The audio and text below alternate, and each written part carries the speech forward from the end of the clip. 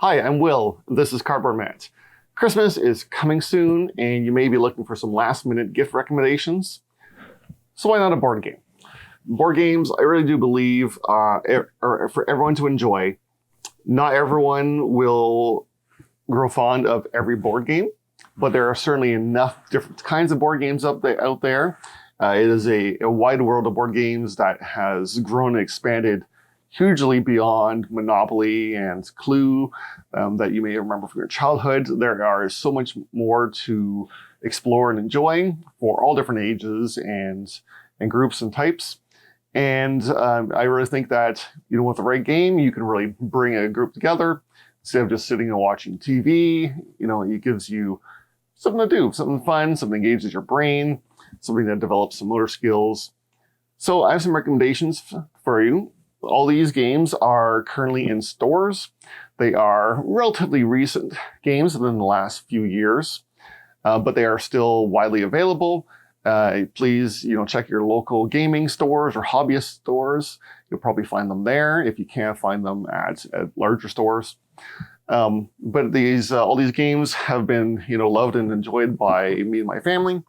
And so let's begin with games for younger children. Now, my kids are a little bit older now, so they've kind of grown out of this category, but games that we did enjoy quite a bit while they were growing up. The first, it would be Labyrinth. So Labyrinth is a bit of a spatial puzzle. So your child will learn to kind of grow how to make connections and build paths and routes to things. They'll be sliding in their piece into the board, which pushes everything along in the line and will create connections in a very simple maze. And they're trying to build routes from where their character is to the item they're trying to explore to. So very simple game, a lot of fun, very colorful. The next game I recommend is Suspend.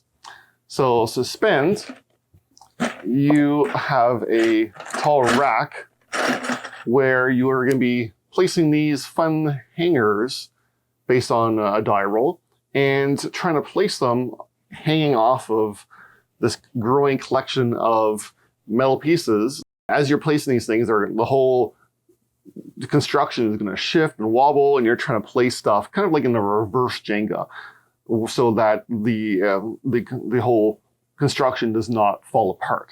And of course, anything that falls off, you gain as points against you, and if you are able to successfully place all your things, you win. It's a very simple and fun game. Next we have for small children is Animal Upon Animal. This is fairly similar in terms of what you're trying to do. You are taking turns placing animals on top of this collection of animals stacked on top of each other and trying to make them fall. Very simple. It helps build dexterity and puzzle fitting in pieces, and really helps build those skills. So next, we have games for families. So now that maybe your children are growing up, or you can play with relatives, these games are great for having when multiple couples get together as well, and they can be enjoyed by pretty much anybody at nearly any age level. And my first recommendation is Cascadia.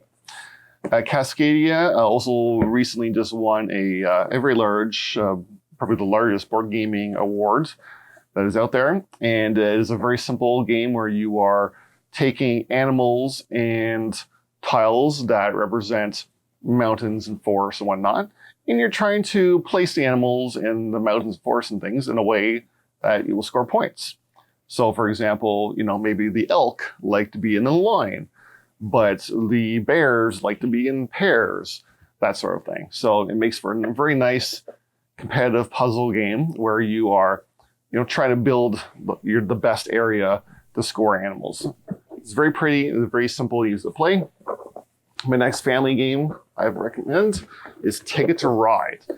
So this uses from a very similar set collecting type mechanism as something like Rummy or classic games like that, where you're collecting sets of similar cards and then playing them to place trains along a line. And you are trying to build connections of your color trains to fulfill goals. So you want to connect maybe 2 different cities together with your trains. But of course, everyone else is doing the same thing and is taking up those train lines. So you need to get there before them and find ways around to connect all of the cities that you are required to connect to win the game. And lastly, for the family games, I've got, by the way, 3 games for each category here, is Azul.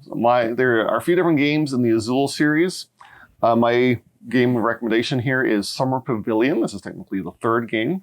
In it, you are collecting tiles from, a factory as it comes out, and you are trying to build a beautiful floor tile. In which case, you are going to be trying to build both the stars of the tiles as well as building different connections with them.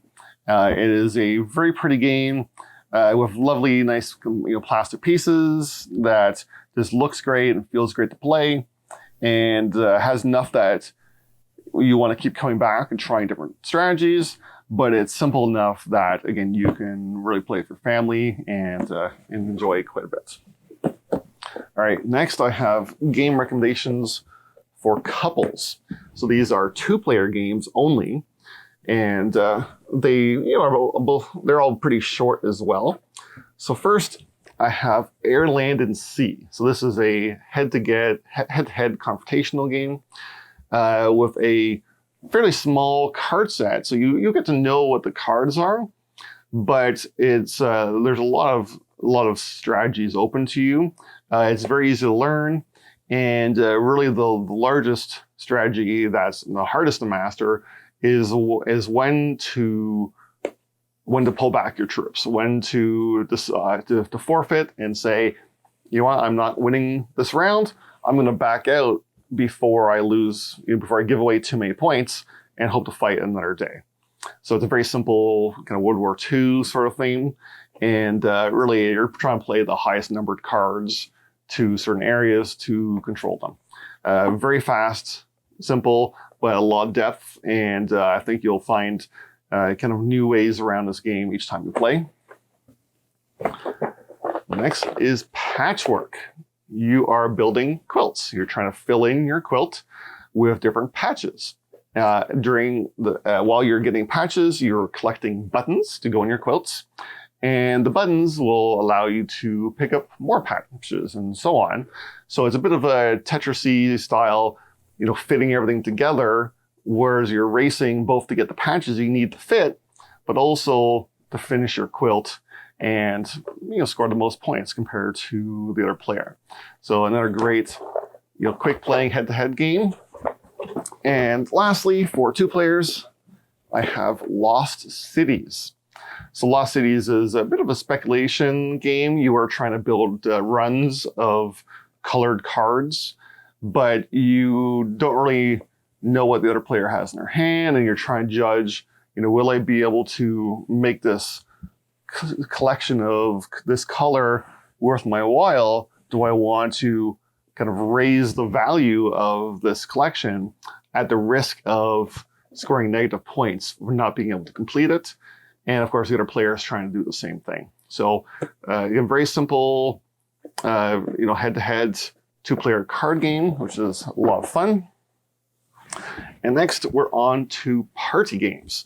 So these are games you would play with a group. You can play with, pretty much anybody in a party setting, whether it's sitting around the dining table at home or the living room, or occasionally in larger groups.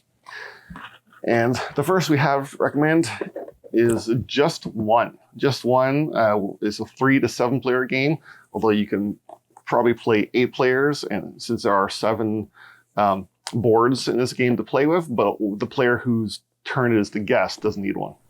So, wink, wink there. What you're trying to do is similar to the classic games categories.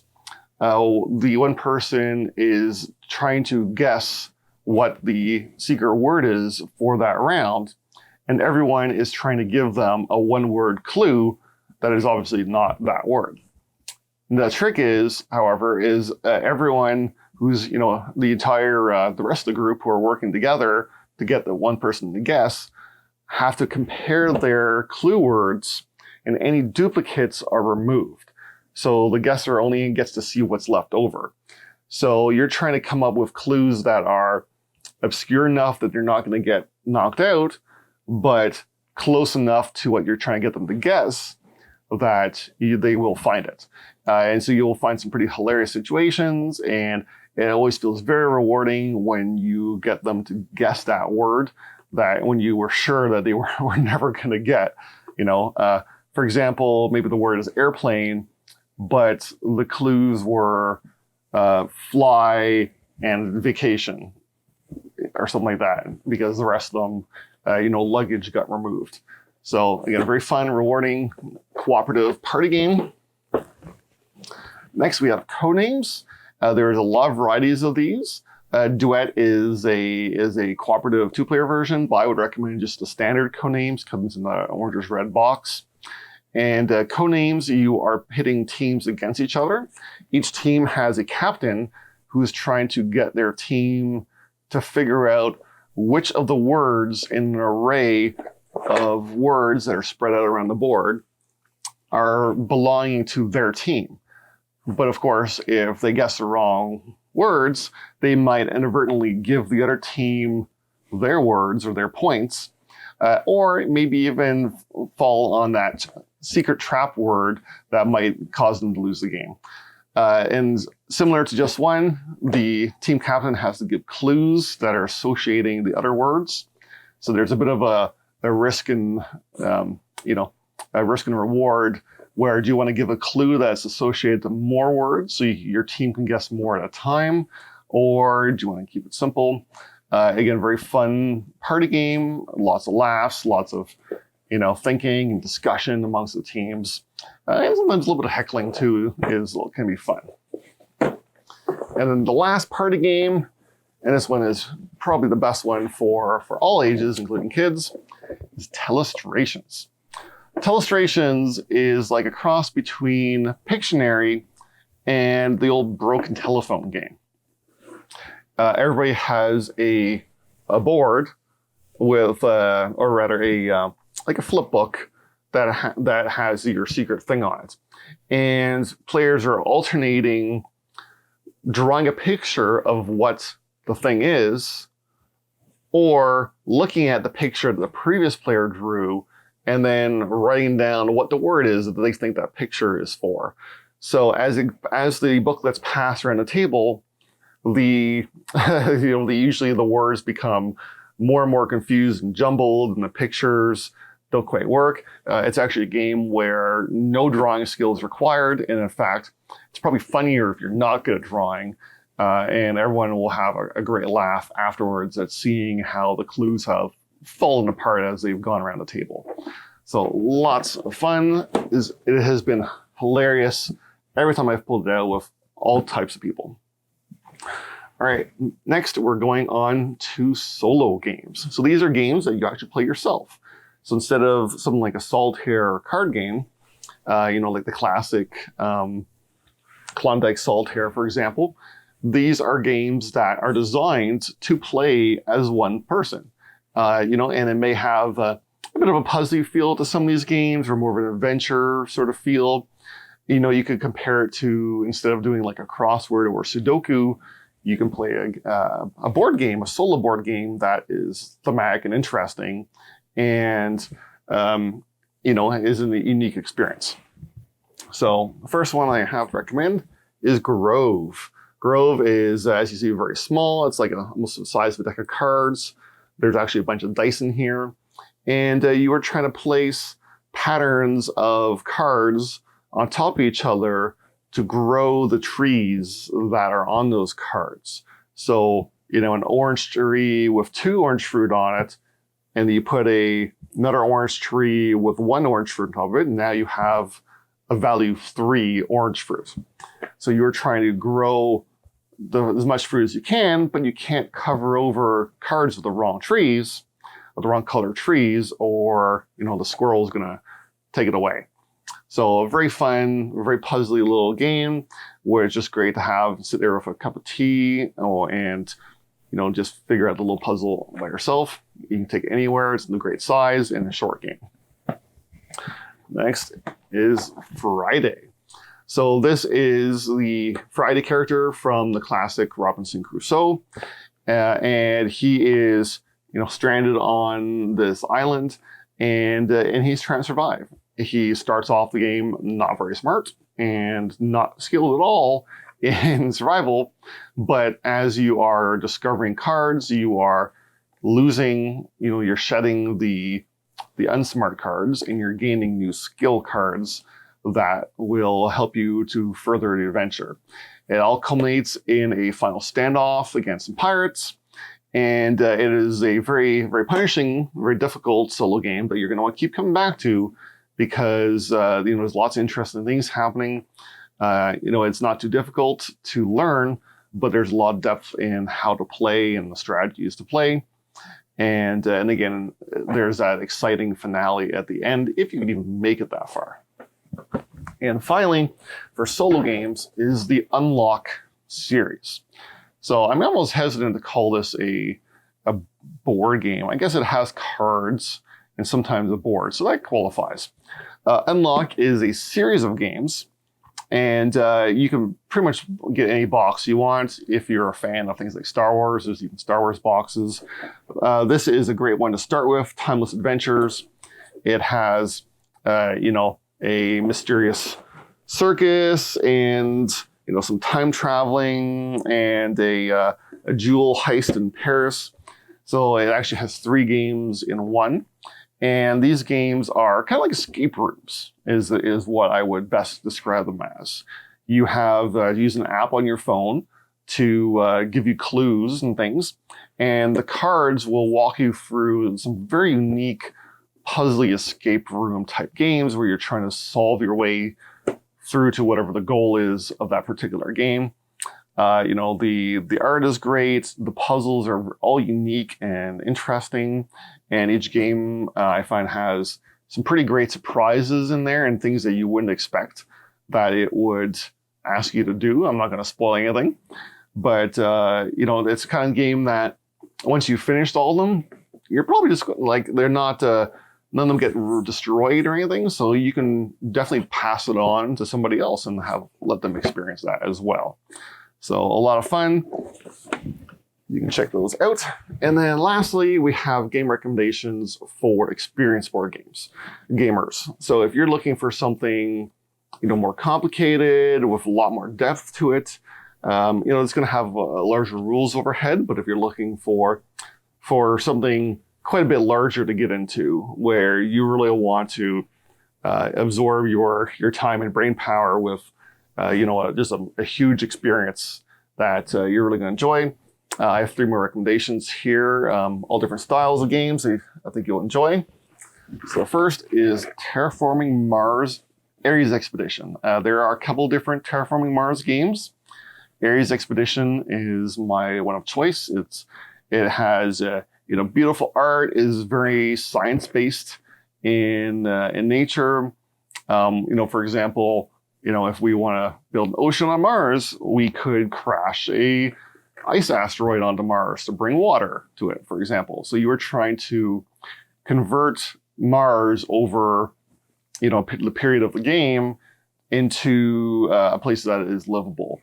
It is mostly a card-based game. You can play competitively for whoever did the largest amounts of improvements to Mars. But you can also play either cooperatively or even solo, where, again, you are trying to, bring Mars into a blue and green planet like Earth. Definitely get the collector's edition, which you can find in most stores. Usually it's on sale this time of year, and there is plenty to see and love in this game.